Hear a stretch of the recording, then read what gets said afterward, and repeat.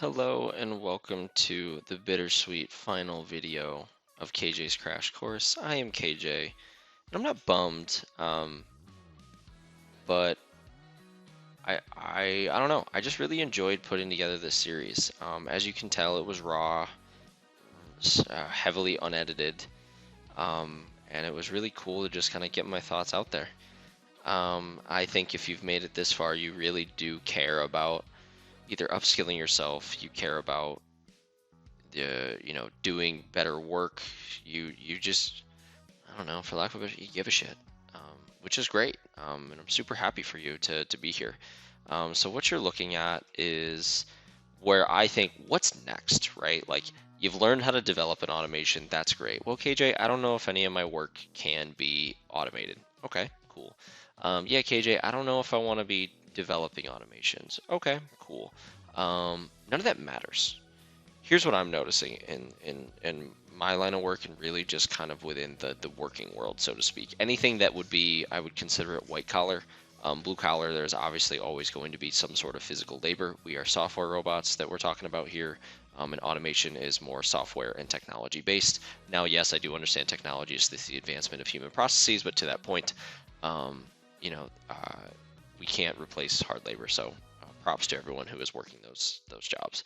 But for the rest of us who are sitting behind a computer all day, there's going to be a unique opportunity to upskill yourself. And if you're asking these questions and you're like, how do I apply this? I'm going to kind of tell you how. There's this concept called the systems development lifecycle. And as you can see, there's a bunch of different options here, 7 phases, 5 phases, whatever. It's all the same thing. Every single thing that we do in the working world follows a process. And if that process can be broken down to the root cause and effect of everything that happens, when we start talking about broken processes, antiquated processes, whatever the case may be, it's not because the technology is broken. It's because the people who have leveraged the technology didn't do it right, and it's just a broken, antiquated way, and they're not leveraging it to its fullest effectiveness, so to speak, right? So I always say, when people are trying to get more technical, go learn the systems development lifecycle, because I think all of us are going to be at a point where we're looking for the way to be more efficient in our jobs, the way to help efficiency gains at our organizations, be a change agent, for lack of a better term. How do you do that? It's problem solving. Going through the automation capabilities is just the same reason that we all took algebra and trigonometry and had chemistry classes and the whole nine, right? It taught you how to be a more effective problem solver. And I wanted to give you something that might be applicable as we go along. So as we think about this, if I pop open one of these, every single process, flow, work product, I guarantee has gone through this sort of thing, right? Someone decided to plan for something to happen, whether maybe it's a new work stream, maybe it's a new system that's being implemented, whatever the case may be. You insert whatever you want. Someone above our heads, usually, unless you happen to be a C-suite individual, because hey, congrats, good on you. Someone's planned for something to happen. Organization, right? Maybe in a subset of the organization, whole thing, whatever. Then what happens is that usually, or hopefully, people are going to analyze how the solution is going to be implemented and gather requirements. Then someone's going to design the solution. Now, sometimes a lot of that, if a third party is just coming in and installing a software, they handle all of this for you, theoretically, right? And then once the design is there about how it's going to be implemented, you implement that solution and then you maintain it, okay? Now, that's just system specific. Everything you do in your life can be broken down to these 5 steps. How do I know that? Try it yourself. Think about getting out of bed. Think about taking a shower. Think about making yourself breakfast. Think about driving to work. Think about going for a run, right? I'll take the going for a run example, right? I'm just off the cuff. I had another one in mind, but I figured why not? I'll go through that. If we think we're going to go for a run, let's think about that and break it down. Going for a run, simple. Yeah, you just throw your shoes on and you go, right? Yeah, that's the simplest version. That's your level 0. But let's start breaking that down, right? And I'm just going to go straight to like the root cause of this. How do I plan to go for a run? Well, I'm going to plan for going to a run by making sure I have proper clothes ready. And how do I make sure I have proper clothes ready? Well, I'm going to go to my dresser and make sure I have shorts there, and I have a shirt there, and I have socks there. And then, okay, and if I don't have those socks, like, you see what I mean? Like, you can always break something down. So let's assume I have all of my constants. How do I plan to go for a run? Well, I go to the place that holds all of my clothes. I open up each drawer, and in each drawer I need to grab. You see how I'm using concepts for each that we had? Everything's the same, right? In my top drawer is where my underwear and socks are. I grab myself a pair of socks. I grab myself a pair of underwear. I close the drawer. I go to my second drawer. I grab myself an athletic t-shirt. What if I don't have an athletic t-shirt available? Well, then I grab another one, right? If statements, right? Then from that, I go to the bottom, I grab my shorts. You get the idea. Then, right, I need to analyze outside. Okay, is it raining? Is it not raining? Do I have the proper equipment for it? Great, cool. What's the design? Well, I need to figure out, am I going to run in my community? Am I going to hop in the car, right? And then implement is going to do it. So like right there, I went and just broke that to the nines. You may think that's crazy. That's how you become a more effective problem solver in your day-to-day life. And I will advocate to everyone, regardless of how techno you are or not, if you start breaking down problems to the root cause of any issue, and then you can start identifying where the gaps are, when you can stop asking why, you've come up with an effective solution. Sometimes automation will solve it. Sometimes process improvement will solve it. I wanted to equip you with a capability that you can apply both interchangeably. And I hope that makes sense, right? Because my success has been almost purely based on the fact that I sat down with everything that I did and said, why am I doing the thing that I'm doing? What is the problem that I'm effectively solving? If it was not solving a problem with any return on investment, why would I spend my time? So if you're more of a functional analyst, more on the business side, think about how effective using this capability, and especially having a tool to build a minimum viable product when you know something's broken and you're trying to move up and present something to the powers that be. Wouldn't it be great if you could actually get something that's working on your specific machine, knowing the ROI exists across the whole organization? That's the point. And that's kind of where UiPath has gone with our portfolio of products. And this isn't meant to be a pitch for UiPath, but if I think about how automation fits in, we're talking about just the design phase. We just learned the design.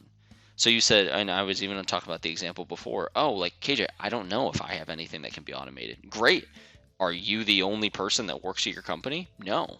So think about how effective you can be to help educate them on the capability and the power, and maybe even do it for them. Or think about it. I was talking to one of my buddies, but two of them actually, Brian and Alex, and those are some basic names. They're actually real. It's Brian Contreras and Alex Jenks. They're great. They're actually members of the band of the music that you're listening to, which is pretty awesome.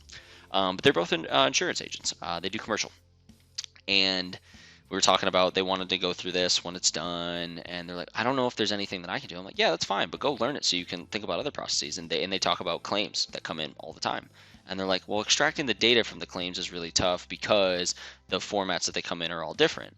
I was like, yeah, is there a standardized process after that? And they're like, well, no. I'm like, well, there you go, right? And he's like, well, I don't even know how that works. That's downstream, right? So anything that's upstream and downstream in your whole process is going to follow this. So think about that. Can you help analyze something upstream and downstream and figure out a more efficient way to do it? And then maybe you have a little way to push the needle. Then once you have a little way to push the needle, go substantiate your return on investment. And then I'm telling you, watch your career take off like wildfire. It's just, I've fundamentally believed, and I say this all the time, humans have a awesome ability to identify problems. However, very few of us candidly are willing to take the effort. Now notice how I didn't say not everyone knows how to solve them, but take the effort and or are ignorant in how to effectively solution the problem to make sure it adheres to the requirements that are necessary. And I think if more people across the board start thinking this way, one, IT is not going to be a cost center anymore, because candidly, not for nothing, like anytime you need something technological to happen, it's usually becomes a stopgap, which doesn't make any sense to me, right? And on the same side, I wish IT professionals would do a better job of educating businesses, but I digress there. But on the business side, they know the ROI is there, but then you're looking for a silver bullet. So I would say the business knows where the money is, IT knows how to solve it, but then there's a disconnect, and it's all in planning and analysis every single time. So I hope that you learn, I hope that you've taken some value out of this in the sense that you now have a tool that you learned how it works under the hood, so you can start having an effective conversation that's not if we can, but why we should or why we shouldn't, and become the change agent organization. I know that was a super long rant, but I'm leaving it because I've been sharing these thoughts, and I'm glad that I'm getting a soundboard for it. I mean, I know I gave it to myself because I'm publishing it on YouTube, but I digress. Like, it's just super impactful. And this is the same advice that I've been given to people on LinkedIn. I've given to people in life. I'm like, yeah, you want to upskill yourself? Learn this. And then I just happen to give you a tool as well. So I digress there. That's systems development lifecycle. That's my spiel. Back to concluding exercise 7. We've done everything. If you want to continue learning about the UiPath products, or just really how to get more involved with digital transformation or intelligent automation in general, what you can do is you can go to academy.uipath.com, create an account.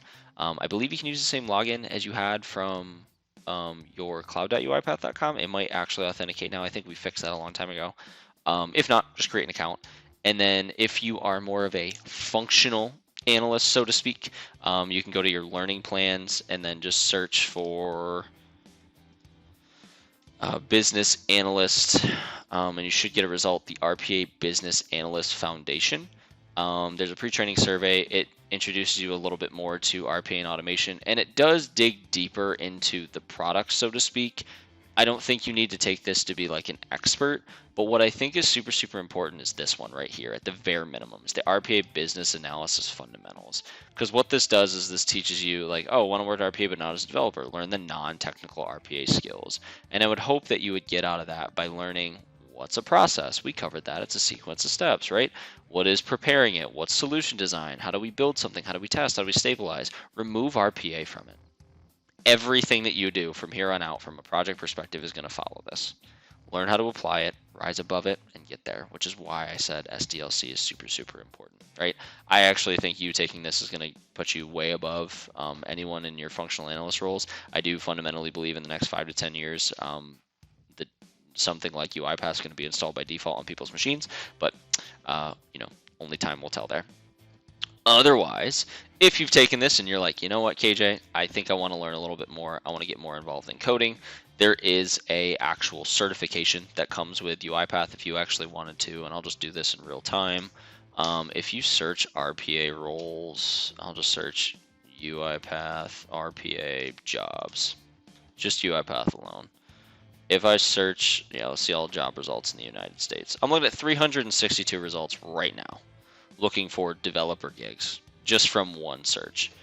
So if you wanted to do that and go more, there is this advanced RPA developer certification training. I gave you all the heavy stuff, right? But you'll need to go through all these and complete all these courses. But there is an actual hands-on that will help you, and there's a practical, not a practical, I believe it's an exam, multiple choice exam. You have to pass the practical though in order to actually get there.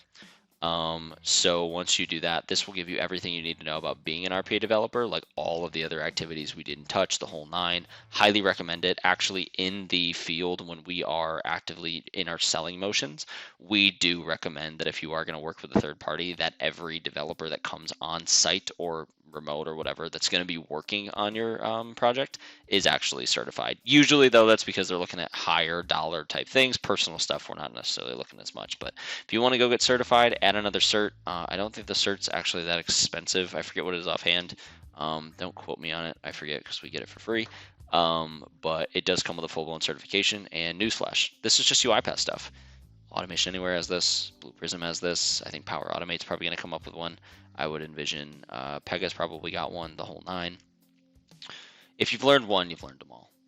And I think it's a super, super impactful thing to do it. Obviously, UiPath is #1 in market share for good reason.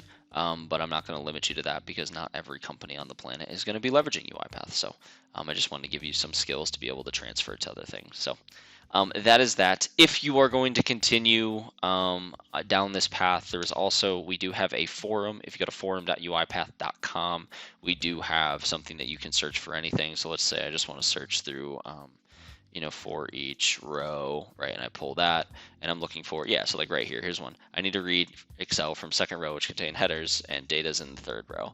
How do I, ignore this? What do I do? And then people will walk you through it. And then sometimes people will share workflows, and then you'll be able to do that as well, which is pretty awesome. So it's our version of Stack Overflow, I like to call it. If you don't know what Stack Overflow is, go look at it. It's pretty much anyone who uses Excel daily. It's like their best friend ever. Otherwise, that's pretty much it, y'all. I had a vision. I want to thank, candidly, if you're watching this, Jay and David, I want to thank you guys and the students at Overton High School who helped me curate all this. They kind of gave me the push in the right direction to get this out. Thank you for spending the time with me. I don't know how much time it is, but thanks for spending, an hour every night during a week to do this. I hope you've learned a lot of stuff. I hope you go forth and prosper. I am not looking for any monetization from this. I'm not looking for really any, I want to feature whatever. It's like, I just wanted to give people the good stuff for free. I've been sitting on this for a while. I do know, obviously, getting involved with these companies like training programs can sometimes be very arduous and you don't have the time. So I wanted to trim it out so you could at least get some results tomorrow once you're done with this. But that's all I wanted to share. Once again, thank you for the time. Thank you for everything. This was a super fun experience. I actually learned a lot about this in terms of what I can edit. Having a better cadence would be nice so I can stop using all the time and be more functional. But to that point, I don't think any of y'all are going to mind because, hey, this was just something that I wanted to do out of the goodness of my heart while I was chilling on paternity. So that's my thoughts. It's 11:12 my time right now. So I'm going to go to sleep and finalize these videos. But once again, thank you. I hope you learned something valuable that you can apply in your day-to-day life. This is KJ signing off, and I hope to see you around my channel at some point. Not sure when I'm going to update with more content, but we'll see where the wind blows. All right, y'all. I'll talk to y'all later. See ya.